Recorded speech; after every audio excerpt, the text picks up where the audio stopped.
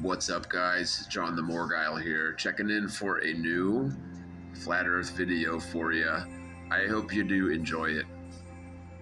So in this one, we're going to start off talking about Santa Claus and why I often liken globe Earth believers in Santa Claus, because, well, both of these things are forced upon us as children, and even though we might be a bit incredulous at first, since indeed both the Santa Claus lies and the Ball Earth lies are quite counterintuitive, illogical, and frankly impossible, and so there are similarities in these two belief systems.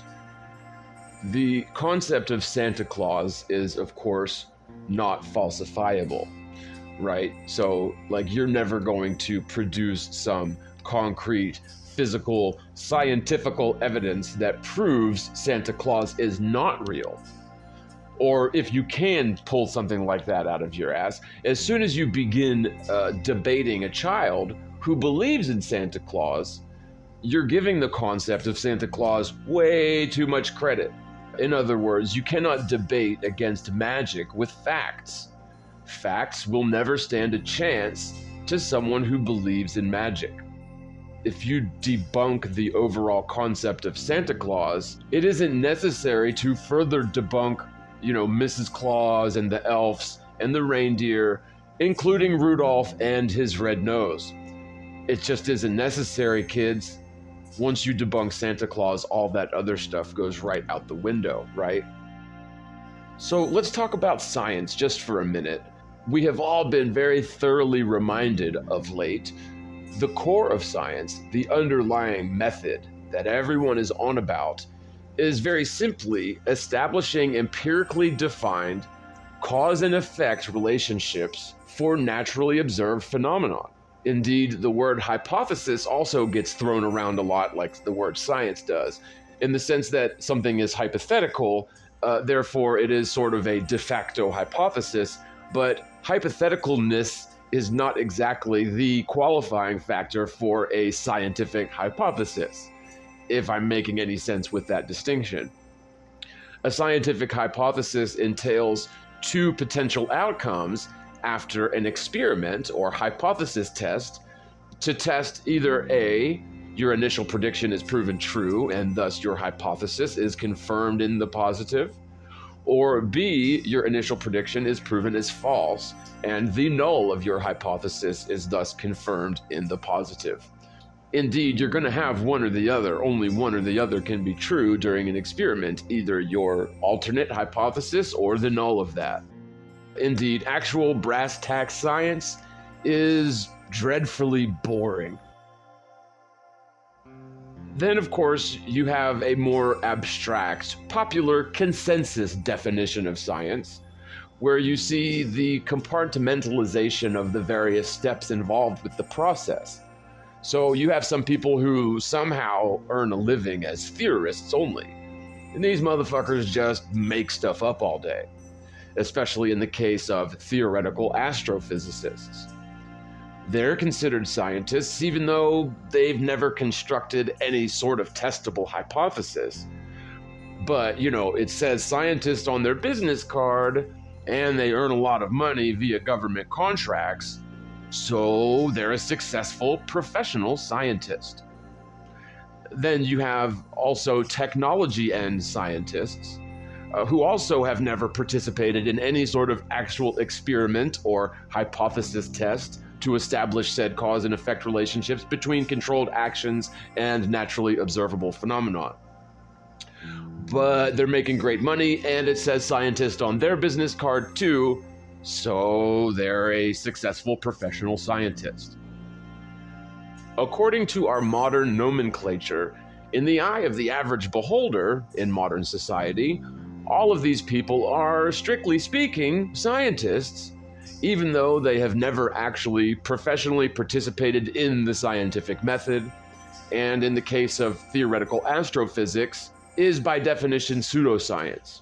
Not testable, not demonstrable, not falsifiable, just observing lights in the sky. That's it. And then, of course, we have internal arguments among longtime friends in the flat earth community because, well, because they're so passionate about science. Can you blame them? And all of us are truly tired of charlatans hijacking the good name of science, i.e., scientism, stealing the valor of a process that definitely does prove things in the nuts and bolts sense of experiment data.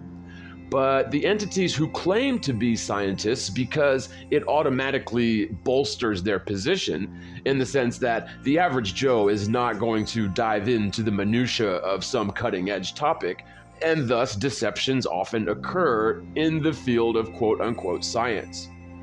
And as long as people can just get away with stealing this valor of actual science by name, it is indeed a bane to the overall society, but a boon for their personal credibility. Scientism, don't you love it? But I think there is a distinction to be made between scientism and actual science. On the one hand, we can indeed say that science proves things conclusively and empirically. And on the other hand, we can also say that quote-unquote science can mislead people into believing abject nonsense. And both of those statements would technically be correct, depending on which definition of science we're using. The one which nobody actually considers in terms of the average Joe in the world, or the definition which everyone agrees with. That is to say, science being synonymous with anyone wearing a lab coat with science on their business card or on their character credit at the end of the show, and therefore everything they say must be true because, well, science proves things, right? And while the flat earthers are bickering about definitions of science, we have globetards who want a scientific debate about fucking Santa Claus, if you can believe it. No rational debate can actually take place between a child who believes in Santa for whatever reason, but you, on the other hand, are not going to present observable scientific reasons why Santa isn't real. Stating we just made it up, of course, simply won't fly very far with a child who believes in the magic of Santa and Rudolph the Red-Nosed Reindeer, until that child can realize that they've been duped for their entire life. No amount of logic or rational discussion can even be attempted, and certainly no debate. There is tons of scientism, that is, scientific sounding nonsense, to support the spinning ball Earth position. But good luck having a debate with somebody who believes in all of that nonsense. It's all a fairy tale. And even as little kids, many of us surely realized, even if we don't remember it now, but many of us realized even then as little kids that the tale around Santa Claus is totally absurd. But since it's asserted to us by our parents, as well as by all of the other figures of authority in our lives, like the television and even in school, the concept of Christmas and Santa Claus is not debunked. You simply tell them that it's not true from your position of authority as the ones who made it up. As rational adults, we can all agree that the concept of Santa Claus is so absurd, so beyond the pale of rational conversation, it simply is not necessary to debate it. And by engaging with a child who does believe in Santa Claus in a debate, we're giving way too much credit to the Santa phenome, and in this light, any such debate is never going to be anything but counterproductive to the truth.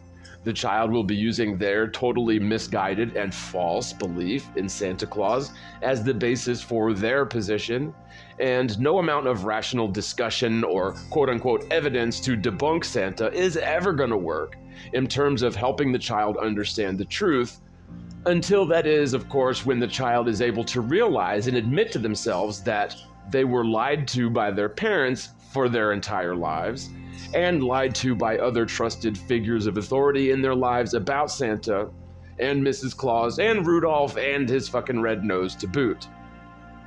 Until that child skeptically applies rational discernment towards their existing belief in the magic of Santa, they will never stand a chance to see the truth, the truth that Santa Claus obviously doesn't exist.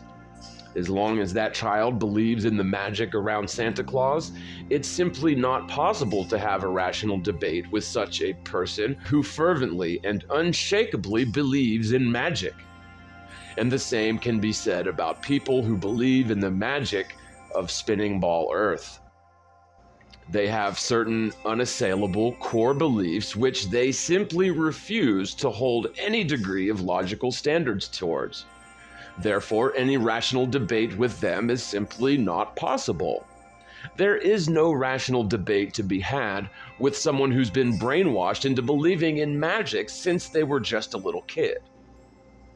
Now, once the child or now adult realize that Santa isn't real, they will simply have no reason to go on debating against the concept of fake Santa. And similarly, once the child or now adult realizes that the ball Earth isn't real, they too will simply have no reason to debate against the concept of fake space and NASA lies and all the other things, right? And the same thing can be said about other aspects of scientism. For instance, the globe Earth believers are perfectly parallel to the child who believes in Santa Claus. There's no possibility for a rational, productive debate with a person who believes in such magic as gravity and the Coriolis force and orbital velocities and all of that nonsense. So, changing gears a bit for this video, we're going to cover some of the best proofs for the static plane Earth, as well as for the intelligent creator of everything, as well as some of the extended arguments which eventually come back to us from the anti-flat Earth side of the argument. Whenever we produce content that just totally crushes the globe Earth theory and Copernicus and all the rest. And really, it's not that hard. All of the so-called proofs for the globe Earth are circumstantial at best. All of the proofs for a ball which are claimed to be only possible on a globe, which time and time again proves to be totally false, all of that amounts to a pattern wherein the ball Earth claims that all sorts of things are exclusive to a ball which simply are not. Anti-flat earthers, also known as globetards, are the people who have been exposed to the concept of globe Earth skepticism, yet adamantly refuse to exercise such globe Earth skepticism, if even just for argument's sake. Oh sure, they like to pretend that they have actually given the concept of flat Earth due consideration, or they pretend like they've given the ball Earth theory due skeptical consideration, but the evidence proves otherwise indeed. Most globbers don't remember the first time that they were told about living stuck to the side of the spinning ball, flying around in space-time theory. This is because the globe Earth theory was forced on us, under duress, at such a young age. We weren't fully online in terms of a rational sentient being capable of logical discernment or debate or even remembering the first time we were told such things. Even still, those of us who do remember being told such outrageous claims about our obviously motionless world were, in a word, incredulous, even at very young ages, because indeed, outrageous claims require outstanding proofs. It's no accident or coincidence that the religion of scientism targets, grooms, and snatches the minds of our children at such a young age. During our formative years, we are most easily convinced of pretty much anything, so long as an adult in some authoritative position asserts something as factual. There's really not a whole lot the child can do to defend themselves against the influence of such an adult authority figure in their life, be it their parents, who were also raised within the same mind control program, or a network of teachers also raised in the same program, teachers who are legally bound to follow federally approved curriculum, which is the fundamental matrix of said mind control program. Let's not even mention the mass media campaigns and the lot like NASA. Anyone who believes in the spinning ball Earth is necessarily under the complete and total sway of this mind control program extraordinary, even if they don't realize it or want to admit it. It is very difficult for a normal, intelligent, decent, and skeptical person to admit that they have been just absolutely brainwashed about one of their very core beliefs. In many cases, it's practically impossible for one to admit that they were wrong about something which they very much believe to be correct, especially when it has been a part of their core belief system or underlying paradigm since they were just a child. It is unthinkable for most to consider that some basic core elements of capital S science, along with the entire educational system and the underpinnings of the religion of scientism, might be just plain wrong. And not just a little bit wrong, but all the way, full on, balls to the wall wrong. There is a crisis in cosmology. Usually in science, if we're off by a factor of 2 or a factor of 10, we call that horrible. We say something's wrong with the theory. We're off by a factor of 10. However, in cosmology, we're off by a factor of 10 to the 120. That is 1 with 120 zeros after it. This is the largest mismatch between theory and experiment in the history of science. The implications this has on the very foundations of our core belief systems make this topic of static plane truth extremely important. Whether or not people understand it or agree with me or not, doesn't matter. The culture-wide belief in the concept of infinite space, where our entire world is merely a speck of dust without any importance or significance in the grand scheme of things. This infinite space concept, by extension, translates to our very existence, holding little to no meaning or purpose in the grand scheme of things. Really, though, this couldn't be further from the truth, as the physical world is of extreme importance in the grand scheme of things, and we sentient beings are unique in creation, as we are non-physical consciousness clad within physical flesh. All living sentient organisms are marvels of creation. The masterful signature of the Creator is found within every living cell. People are unique and of sublime importance in the grand scheme of things. The Creator is real, His signature is everywhere, and yet such statements as these are ludicrous and unfounded from the viewpoint of someone who's been utterly deceived about the world, humanity, and our place in the natural universe, our place in the grand scheme of things. This modern paradigm certainly entails, as a core concept, that life in general is meaningless, accidental, and purely physical. DNA code somehow manifested automatically by the accident of chance over time in the chaotic, infinite realm of space. The modern secular worldview begins with the assertion that an individual human being is of practically no importance, and really the whole of human history is merely an insignificant, temporary fluke, the result of some freak chemical reaction in the primordial past. Our emotions and even our souls can be relegated to chemicals and hormones reacting with our nervous systems and brains.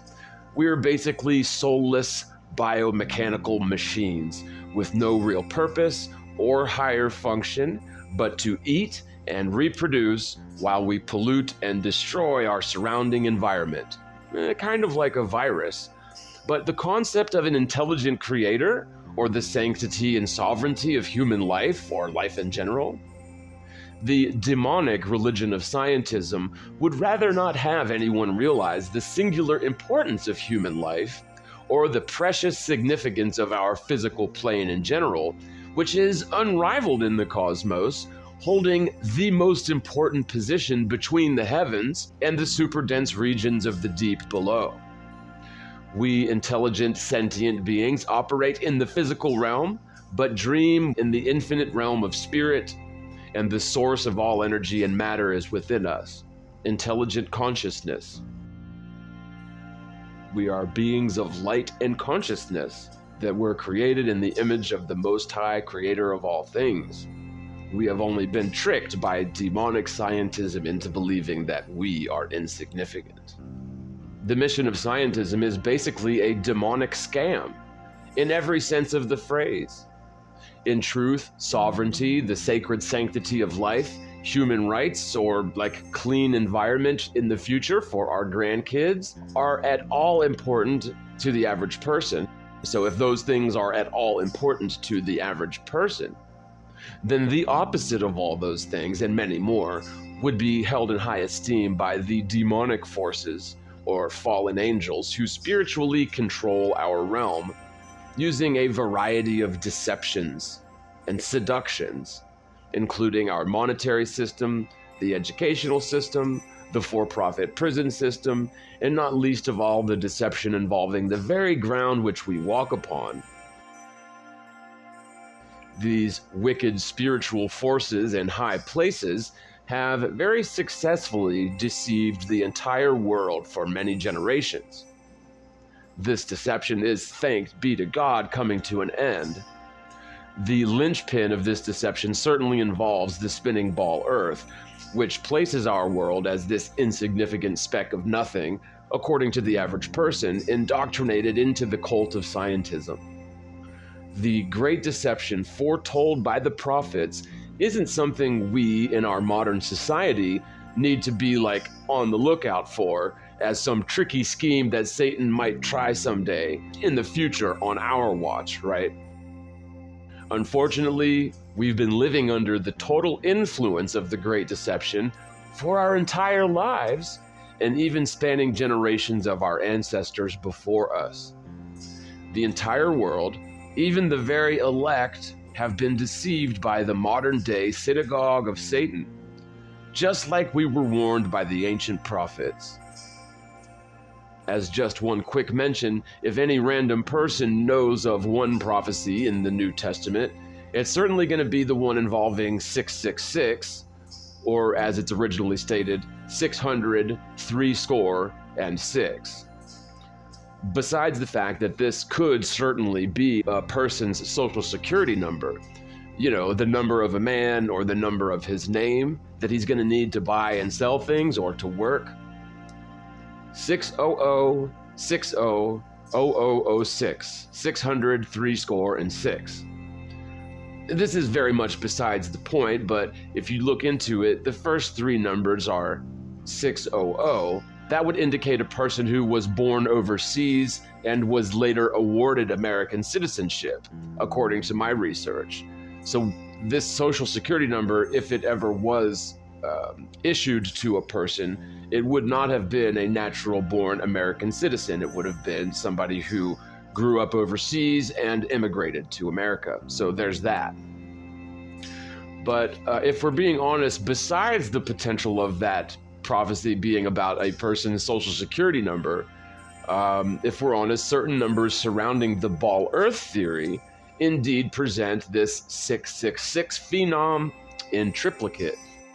So first off, the alleged tilt of the Earth, you know, the thing that supposedly causes the seasons in the globe Earth model, that tilt is 23.4 degrees from the vertical axis, which means if you measure the same tilt from the horizontal axis, it's 66.6 degrees.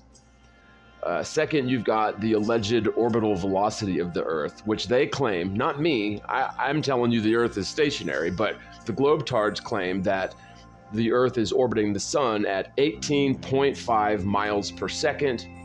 Again, this is according to capital S science. So if you do the math, 18.5 times 60 seconds times 60 minutes, you get 66600 miles an hour. So 66,600 miles an hour is the alleged orbital velocity of the Earth round the Sun.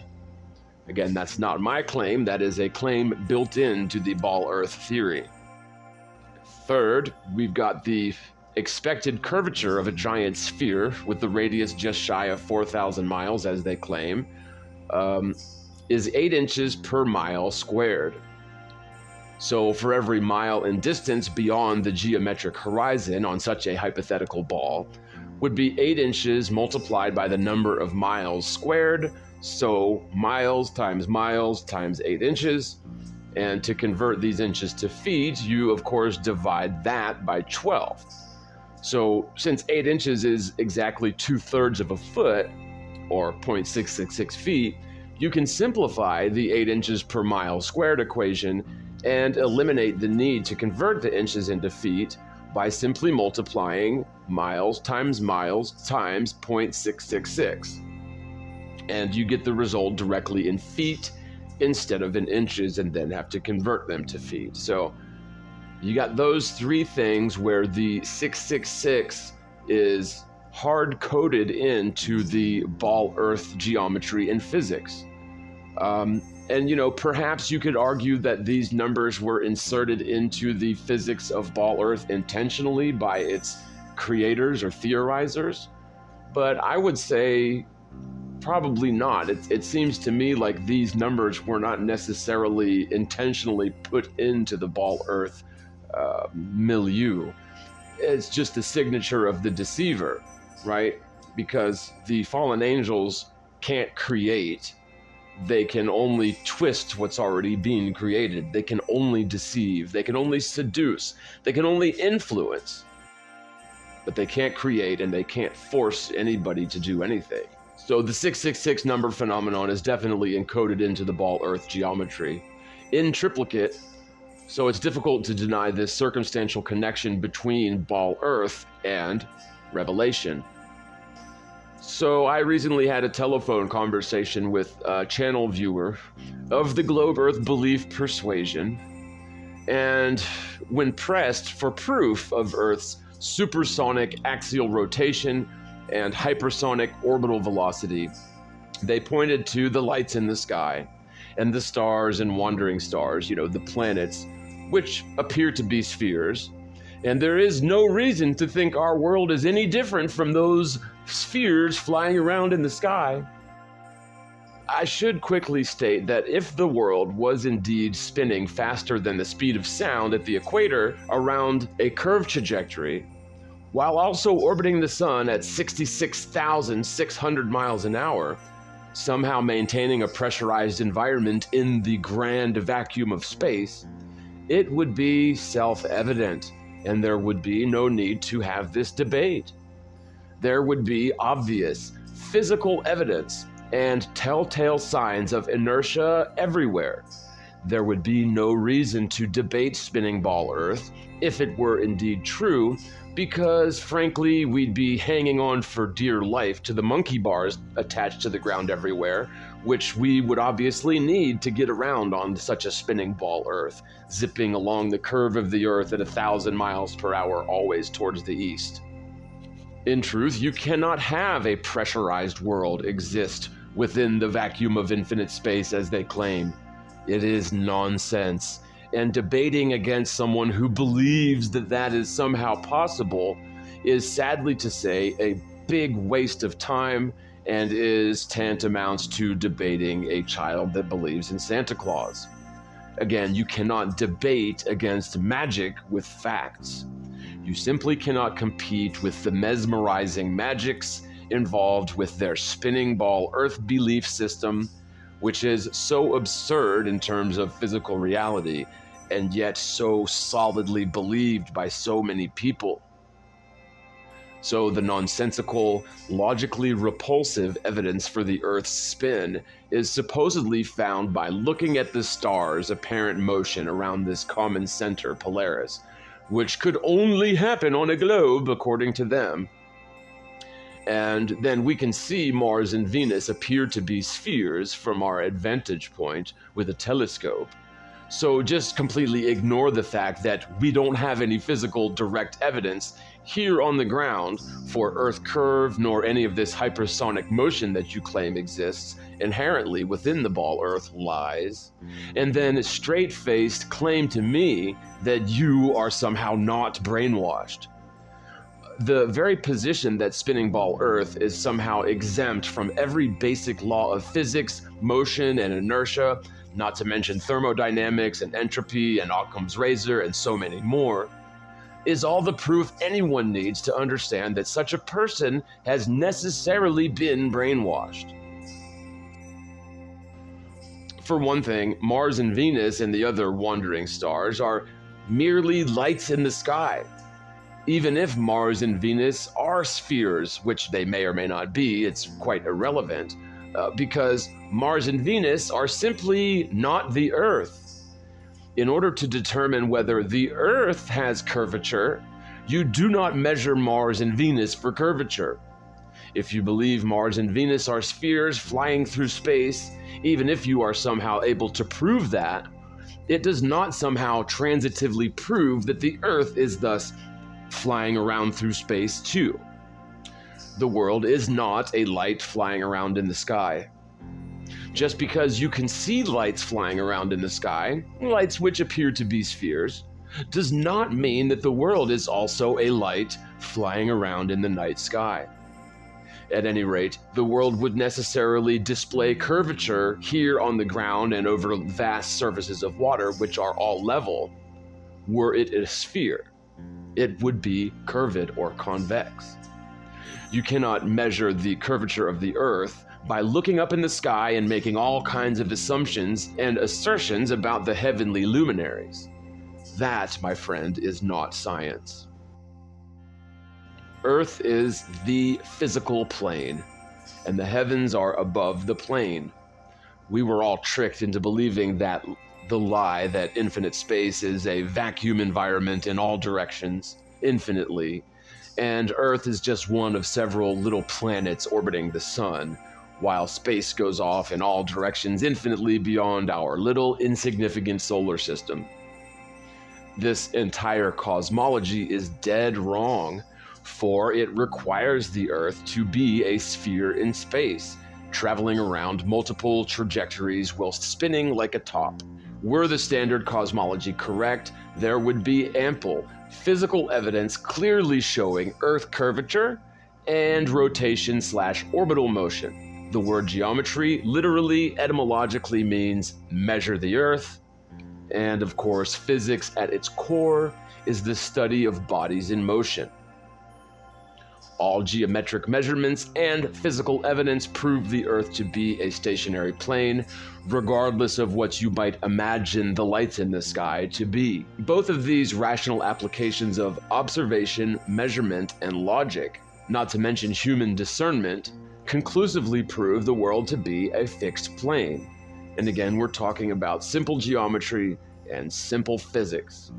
You simply cannot point to the stars and the other heavenly luminaries like the wandering stars or planets, and then logically apply anything you might see up in the sky to the ground here in reality.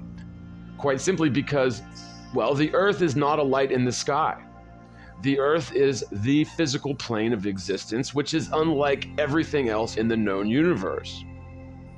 The indoctrination campaign would have us believe that we're just like the third rock from the sun, just like all the other planets, but there's no evidence for that, and that, my friend, is mind control programming. The heavens are actually above us, where up is an objective, universal direction, not a relative, subjective direction wherein some of the heavens might be above you, but other portions of the heavens are deep under your feet, on the other side of the globe. There is so much logical evidence to debunk the standard infinite space theory, if only you apply some small amount of logic towards the standard narrative and stop giving the ball Earth free passes every time it fails to account to observable reality. There's no reason to be emotionally attached to one model over the other, but for some reason, the globe Earth proponents simply refuse to apply any degree of rational, skeptical discernment towards the ball Earth belief system. I mean, religious dogma much? If we humor the standard heliocentric model, certain observations totally debunk it. For starters, it's important that we all understand certain underlying axioms hard-coded into the standard heliocentric ball Earth model. So according to the heliocentric model, VSS, or visible space staticity, so as the Earth goes round the sun and spins on its tilted axis, no matter how fast it spins, the direction towards visible space stays the same. It'll be the direction facing away from the sun. When a little observer, hypothetically, stuck to the side of this spinning ball somehow, spins around the Earth, past the sun, through the twilight zone and on around to the back, the night side of the Earth, he thus experiences sunset according to the model. This is how the standard model explains day and night. This demands that visible space is a fixed area in space, or the direction towards visible space is a fixed area in free space. Since we can't see the stars during the day, visible space is always the direction opposite the sun, where the little observer on the ball can only begin to view space when the sun has set, so like during the twilight hours, and then of course at night, but you certainly cannot see the stars during the day. SVVS is seasonal variance of visible space. So depending on the time of year, humoring the same standard model, visible space should vary from season to season. Visible space during the winter would be the total opposite end of the universe 6 months later during the summer. And spring and autumn should be similarly diametrically opposed to one another. The truth is, we do not see such variance in visible space according to the season. Observable reality in this instance is wholly incompatible with the standard heliocentric theory. If you are capable of realizing this point, then this means that the ball Earth theory could not possibly be true. If you have eyes to see, let them see. If we continue further down this same vein of skeptically analyzing the heliocentric theory, the phases of the moon can also be juxtaposed onto this same diagram of ball Earth geometric logic to determine whether or not the moon is where it's supposed to be, according to said ball Earth geometry. According to the ball Earth geometry, the moon orbits the Earth on a plane more or less aligned to the ecliptic plane, or the plane upon which the Earth allegedly orbits the sun. The moon's orbital plane is claimed to be a mere 5 degrees offset in either direction, north or south of the ecliptic plane. This is important because, for the sake of ease of animating these hard-coded heliocentric concepts, we can practically use two-dimensional diagrams in terms of the Earth orbit and moon orbit without sacrificing the validity of the argument. According to the very ball Earth geometry, the phases of the moon are a direct indicator of the physical location of the moon relative to the sun and the Earth. So as the moon orbits over the course of about a month, it will go through its phases. The full moon phase should be strictly aligned to the night side of the Earth. The half moon phases should be strictly aligned to like the twilight zone. And the no moon phase should be aligned to the day side of the Earth. This means that like the waxing or waning crescent moons should be strictly aligned to the day side of the Earth, according to the ball Earth geometry. And the full moon and even the almost full moon should be strictly aligned to the night side of the Earth.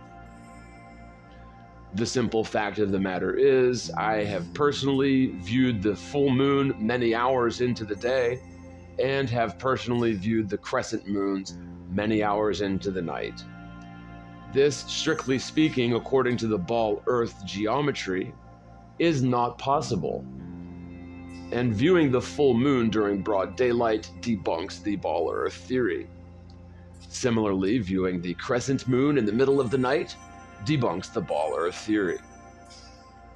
The standard model is touted by globe Earth believers as being, just perfect, infallible, and accurate as a description of reality.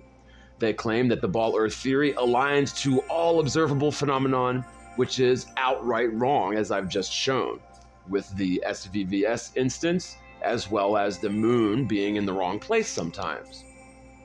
The globe Earth theory only works to the point where you refuse to rationally, skeptically scrutinize it. If you do take the time to actually apply your God-given discernment towards your lifelong, unshakable belief in a spinning ball Earth, I promise that you will indeed find that the globe Earth theory falls apart. This is not only shown conclusively by viewing the so-called inner solar system hours after sunset, which is geometrically, physically impossible according to the very ball Earth model. And the moon is visible in the sky when, according to the ball Earth model, it should be underfoot on the opposite side of the ball Earth.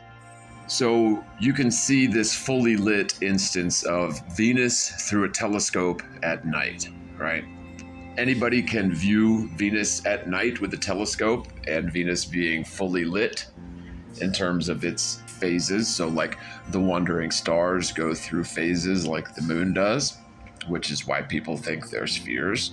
Fine, assuming they're spheres and assuming the ball Earth theory, you'll notice that since Venus is alleged to be in the inner solar system, Venus should technically always be on the day side of the Earth. Okay, so catching a glimpse of Venus at night, many hours after sunset, is physically impossible. But also, Venus's phases tell us exactly where it should be in relation to the sun.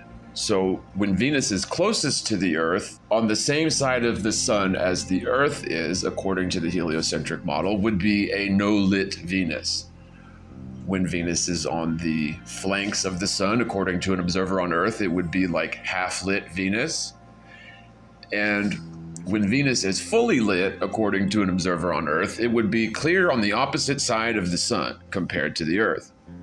So if you're over here on the night side of the Earth, on the far left of the screen in this example, how the hell are you going to see Venus on the other side of the sun while it's fully lit?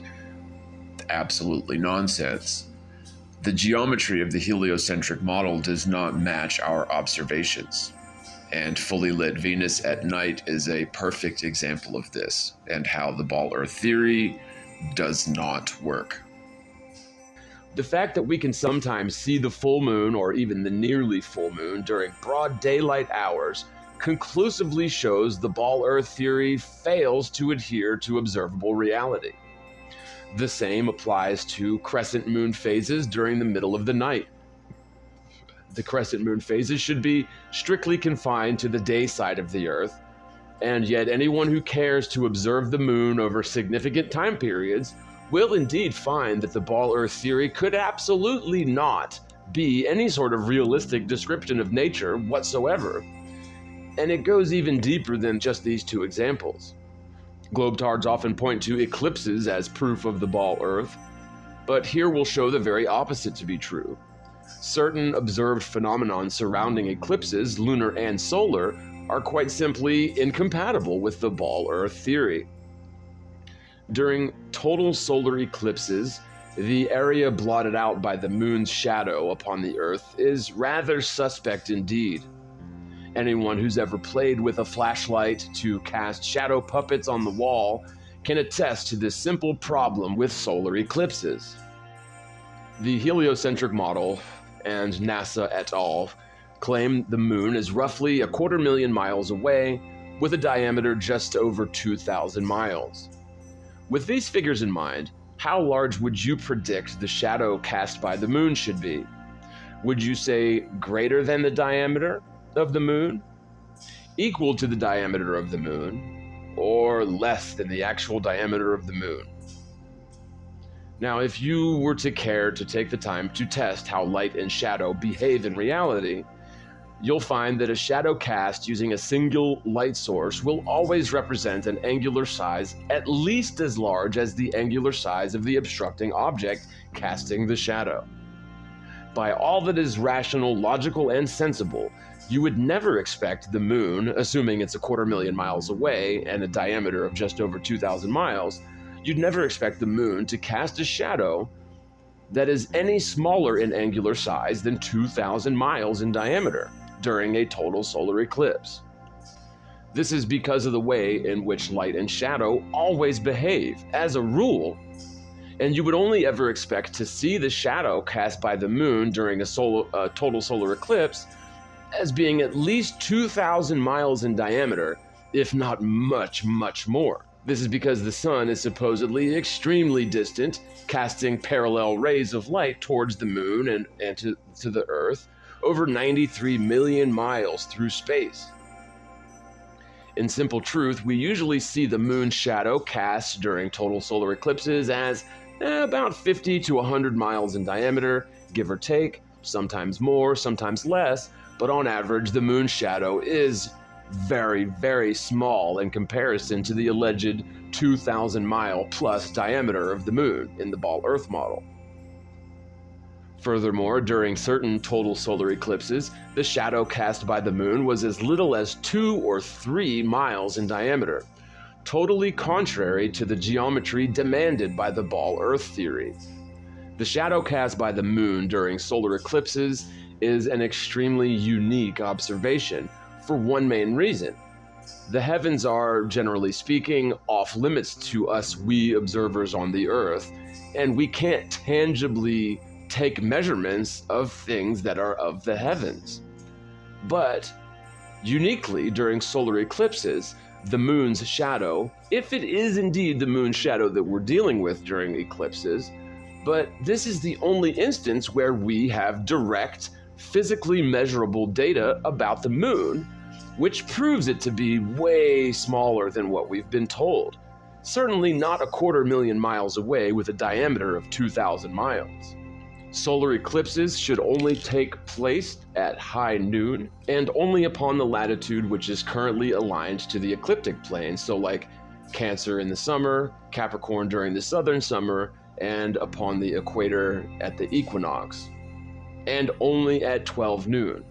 The fact that we see eclipses sometimes early in the morning, sometimes in the late afternoon, debunks the ball Earth theory, because in order to achieve a solar eclipse in the ball Earth theory, you have to have a perfect alignment between the sun, moon, and Earth upon the ecliptic plane. In the case of lunar eclipses, all we need to do is mention the selenelion, where the sun and moon are visible in the sky during the totality of a lunar eclipse, proving conclusively that it is not the Earth casting shadow upon the moon during a lunar eclipse. Further down this vein of debunking the ball Earth theory based on ball Earth geometry, there's all kinds of things wrong with the North Star Polaris. There has been no change in Polaris' centrality for all of recorded history. Polaris has always been right where it is today, right in the center of all the other stars. Now, axial precession is this 26,000 year cycle, which amounts to 1 degree every 72 years of axial precession, which is claimed by the globetards. And yet somehow Polaris has remained fixed in its central position, aligned to our so-called axis, for all of recorded history. Unfortunately, there should be, over the course of 36 years, a 1/2 degree of precession, and over the course of 18 years, 1/4 degree of precession, which would mean the so-called axis of rotation could never point to any one point in space for longer than a few years at the most, certainly not for all of recorded history. Also, if you just do some quick measurements to try to triangulate on Polaris, like viewing it at sunset and taking a look at the elevation angle, waiting until sunrise is about to happen and seeing that the elevation angle is the same, assuming a ball Earth layout, then you have a giant triangle that you can use to basically triangulate on Polaris. And just a hip pocket calculation proves that using this method, Polaris is like 100,000 miles away. In the ball Earth theory, it should be quadrillions of miles away. So in this instance as well, observable reality does not conform to the ball Earth theory. Or rather, the ball Earth theory does not conform to observable reality. The truth about the shape of the world and its lack of motion is extremely simple. Basic common sense and our God-given senses are really all we need to establish the empirical, conclusive evidence of the stationary plane Earth.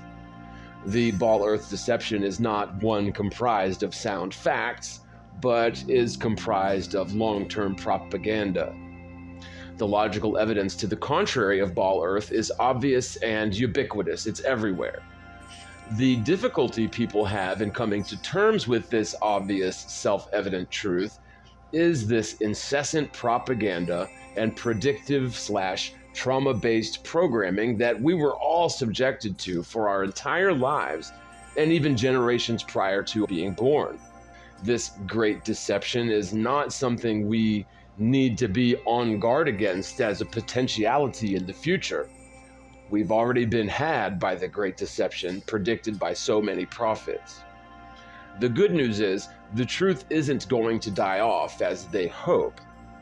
It's a well-known cliche that when some disruptive, world-changing revelation is brought to the forefront of public knowledge and scrutiny, first that truth is mocked and ridiculed, then it is violently opposed, and finally accepted as self-evident fact. Unfortunately, there are some people in this world who simply will not allow themselves to even humor the idea that the entirety of their religious beliefs, this unofficial worldwide cult of scientism, is in fact a fallacious mind control program designed to sever our collective connection to the creator of all things, the Most High, God. That's really the short answer as to the motivation behind this great deception of ball Earth. At face value, it truly makes no difference whether you believe the Earth is a ball or a plane. This simple fact isn't necessarily going to change your day-to-day experience. But for whatever reason, they have deemed it important enough to force it into the federal curriculum as early as possible, as well as the sci-fi fantasy genre of the mass media, not to mention all the other dollars that go into research and development of so-called fields of science like space exploration and particle colliding at CERN, gravity detection at LIGO, and so on.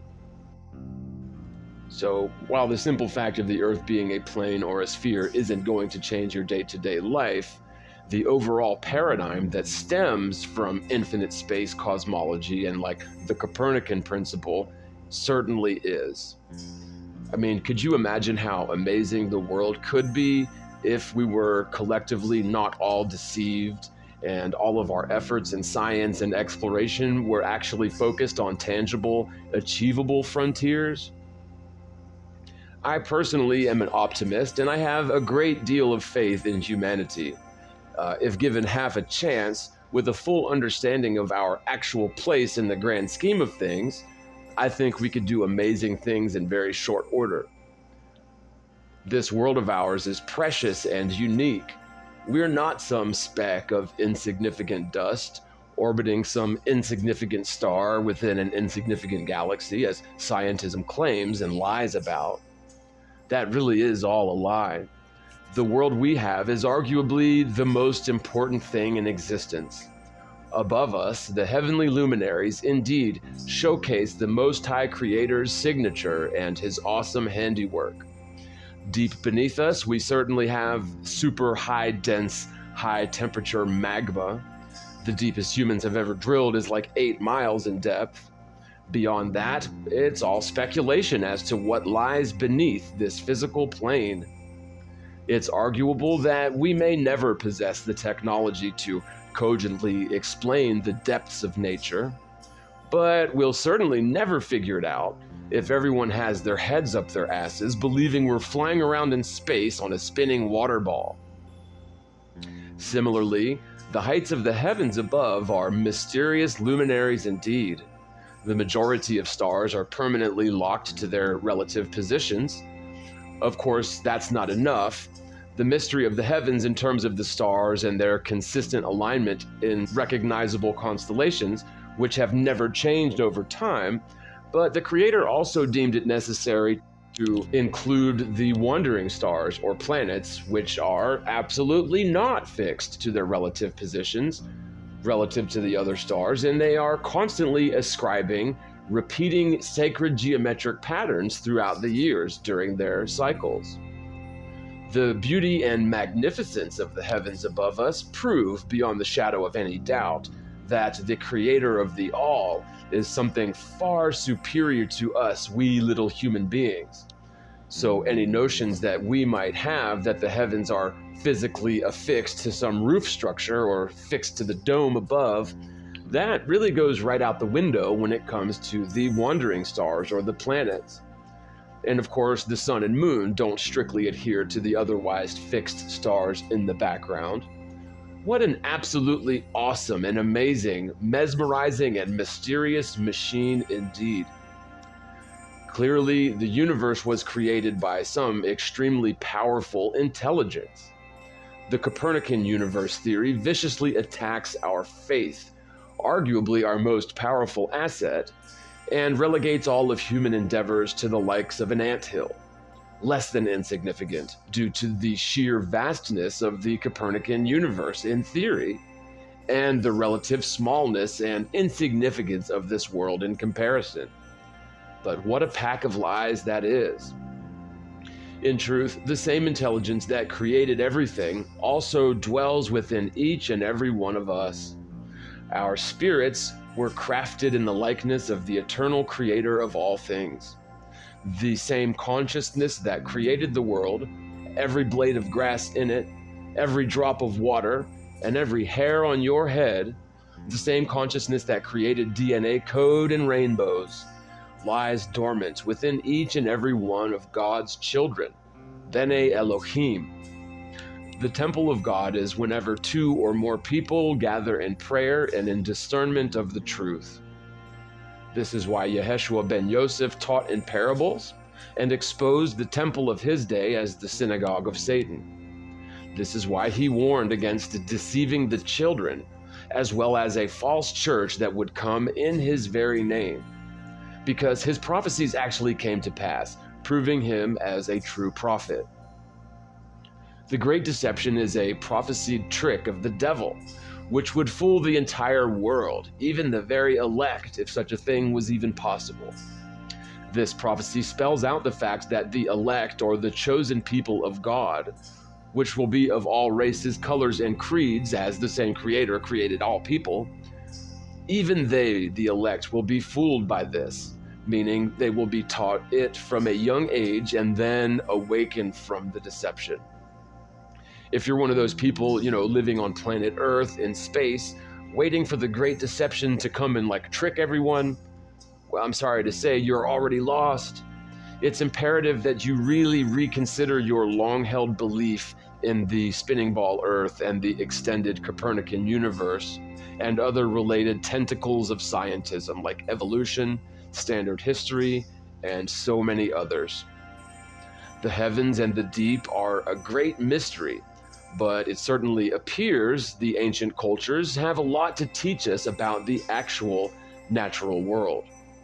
The Vedics, the Chinese, and other non-Abrahamic religions were also well aware of the static planar, geocentric nature of our cosmology long before anyone started building little globes and forcing little globes into the minds of all tots. Indeed, it seems the stars are transcendent above time and are thus not affected by time the same as we are down here on the physical plane. It's arguable that we will never cogently explain all the mechanics behind the heavens, but we'll certainly never figure it out living in La La Land on Ball Earth, allowing the likes of NASA to pretend they can travel to other terra firma spheres in the sky. Indeed, NASA has been faking these things since their inception, or at least after the point of Project Paperclip, where, the Nazis were integrated with our government and secret black budget programs. The heavenly luminaries are indeed a great mystery beyond our current capacity to fully understand or explain. However, we can certainly prove, using observations of the stars and planets, that the narrative being spoon-fed to us by the likes of NASA is simply wrong. Of course, if we were to nix NASA and other lying agencies of scientism tomorrow and spend those countless billions on actual explorative science rather than the dog and pony show that is fake space and the likes of CERN. I'm certain that we could put our world on a course for an extremely bright future. An actual utopia is possible, where people could live unbelievably awesome lives with abundance for all, sickness eradicated, the whole nine. All of that is possible, even within our very lifetimes, believe it or not. But we've really got to do something about this soon. I would love to still be here when the world finally holds objective truth in high regard and quits forcing our little children into believing abject nonsense as the foundation for their greater understanding of the world. We wonder why we see crazy things in the news: wars, mass shootings, needless poverty, homelessness, fentanyl epidemics, the meth culture, which has totally ravished the lower classes over the last couple of decades, among all these other worldly deceptions. I firmly believe that we're living through revelation as predicted by the ancient prophets, as well as these astronomical cycles, or astrological cycles, right? This process indeed comes with tribulation, though. But if we all stand up for the truth and stand up for what we know to be right, even though people will curse you and hate you, even though the whole world will be against you, all of this was foretold, so be glad, because the kingdom of heaven is at hand. Thanks so much for watching, guys. I do appreciate you. If you would like to consider supporting this channel, your support is greatly needed. Links below: PayPal, Cash App, Venmo, and Patreon. Big shout out and love to our patrons through Patreon and our channel supporters that are literally keeping us alive and off the streets. God bless you guys, and we'll see you in the next one.